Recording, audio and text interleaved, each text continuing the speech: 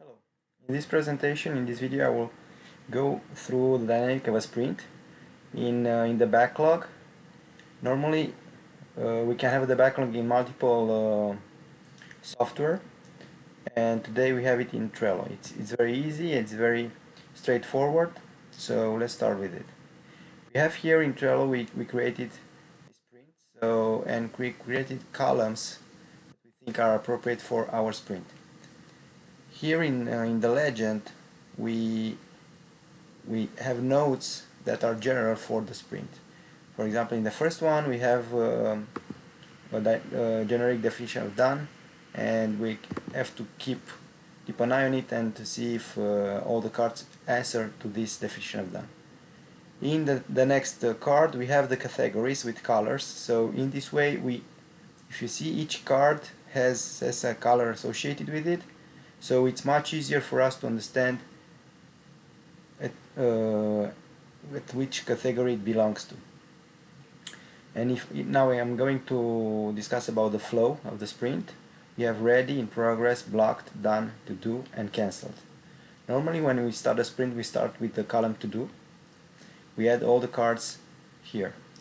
When the cards are ready to be developed, so basically they have all the inputs that they need to be developed or have the definition of done specified, we take it from here and we put it here.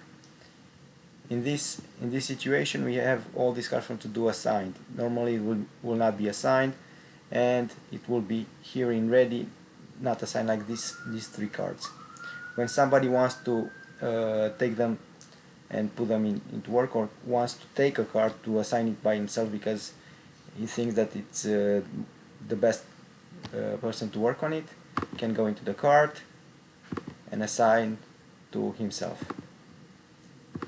The way I said, these cards from the ready, you see, they have a definition of done, so basically they have everything to be started. Something blocks. Okay.